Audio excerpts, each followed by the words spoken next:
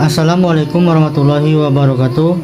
Saya Jalin Aptarensa, Prodi Agribisnis, NIM 225420100007. Saya akan menjelaskan materi kuliah ujian akhir semester pelajaran Pendidikan Agama Islam. Soal yang pertama, yakni jelaskan tujuan pernikahan menurut Islam. Tujuan utama pernikahan dalam Islam yaitu membangun sebuah keluarga yang sakinah mawaddah warahmah, atau keluarga yang diselimuti dengan ketentraman, kecintaan, serta kasih sayang. Menjadi keinginan dari banyak setiap pasangan untuk bisa memiliki buah hati serta mendidik generasi barunya. Dalam Al-Quran surat An-Nur ayat 32 yang berbunyi, A'udzubillahiminasyaitonirrajim, Bismillahirrahmanirrahim.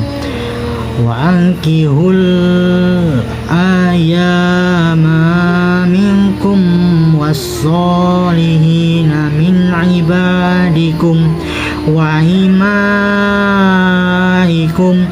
إِنْ يَكُونُوا فُقَرَاءَ يُغْنِهِمُ اللَّهُ مِنْ فَضْلِهِ وَاللَّهُ وَاسِعٌ عَلِيمٌ, yang artinya, dan nikahkanlah orang-orang yang masih membujang di antara kamu, dan juga orang-orang yang layak menikah dari hamba-hamba sahayamu, yang laki-laki dan perempuan.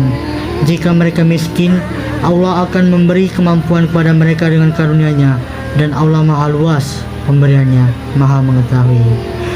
Quran surat An-Nur ayat 32. Yang berikutnya adalah biografi dari beberapa filosof terkemuka. Yang pertama adalah Plato. Plato lahir sekitar 427 sebelum Masehi, meninggal sekitar 347 sebelum Masehi. Plato adalah seorang filsuf dan matematikawan Yunani.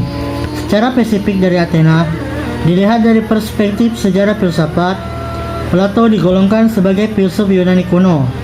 Ia adalah penulis Philosophical Dialogues dan pendiri dari Akademi Platonik di Athena, sekolah tinggi pertama di dunia barat. Yang berikutnya adalah Aristoteles, kelahiran 384 sebelum Masehi dan meninggal pada perkiraan 322 sebelum Masehi. Aristoteles adalah seorang filsuf Yunani yang menjadi guru dari Alexander Agung. Ia menjadi murid dari Plato ketika berada di Athena. Aristoteles belajar dari Plato selama 20 tahun. Semasa hidupnya, ia menulis tentang filsafat dan ilmu lainnya yaitu fisika, politik, etika, biologi, dan psikologi.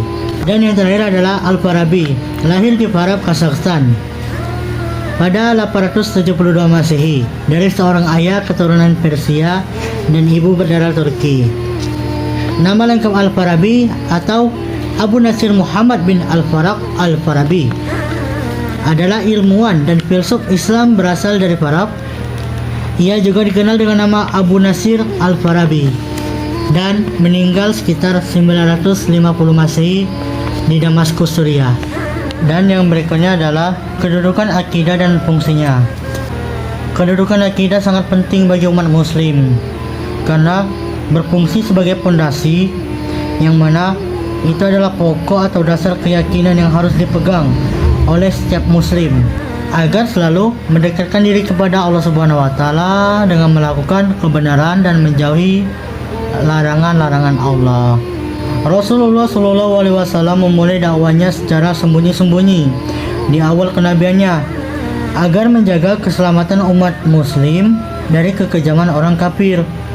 Hampir 3 tahun lamanya Nabi Muhammad SAW melakukan dakwah secara sembunyi-sembunyi dalam menanamkan nilai-nilai akidah. Pembahasan berikutnya adalah beberapa etika yang diajarkan oleh Rasulullah SAW dalam berbisnis. Rasulullah SAW sangat banyak memberikan petunjuk mengenai etika bisnis dalam ekonomi Islam. Di antaranya, yang pertama kejujuran, kesadaran tentang signifikasi sosial kegiatan bisnis, tidak melakukan sumpah palsu, ramah tamah, tidak boleh menjelekkan bisnis orang lain, tidak melakukan ihtikar, takaran, ukuran dan timbangan yang benar, Bisnis tidak boleh mengganggu kegiatan ibadah kepada Allah Subhanahu wa taala. Membayar upah sebelum kering keringat karyawan. Tidak boleh monopoli. Tidak boleh melakukan bisnis dalam kondisi eksisnya bahaya yang dapat merugikan dan merusak kehidupan individu dan sosial. Bukan barang yang haram. Tanpa paksaan, memberi tanggung waktu apabila pengutang belum mampu membayar. Bersih dari unsur riba. Mungkin cukup sekian yang dapat saya sampaikan. Banyak kekurangan dalam pembuatan video ini. Kepada dosen pembimbing, saya harap video ini dapat menyelesaikan tugas pendidikan agama Islam saya. Saya akhiri, wabillahi taufik wal hidayah. Wassalamualaikum warahmatullahi wabarakatuh.